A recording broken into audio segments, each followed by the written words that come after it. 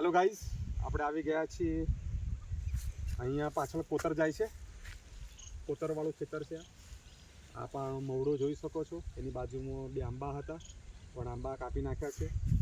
ખેતરના કિનારે કિનારે વૃક્ષો આપ જોઈ શકો છો. ખેતરના છેડે વૃક્ષો એટલા માટે છે કે જમીનનું ધોવાણ ના થાય, ખેતર સચવાઈ રહે. ઘઉંની ખેતી કરવામાં આવી છે. ગઈકાલે જ આ પાણી મૂક્યું છે, જે તમે જોઈ શકો છો.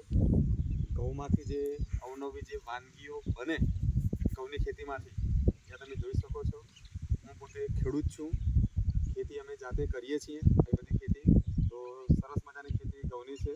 ગઈકાલે પાણી પણ મૂકવામાં આવ્યું છે.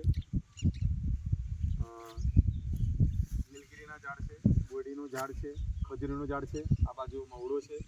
બે આંબા હતા પણ કાપી નાખ્યા છે. અહીંયા પણ બોરડી છે. તો ગામડાનું જે જીવન, પ્રકૃતિનું જે જીવન, એની હવા ઉજાસ, એનો ઓક્સિજન આખો અલગ જ પ્રકારનો હોય છે. હું જ્યારે ગામડે આવું, મારા વતનમાં આવું, ત્યારે એની ખુશીનો કોઈ પાર રહેતો નથી. જય જવાન, જય કિસાન.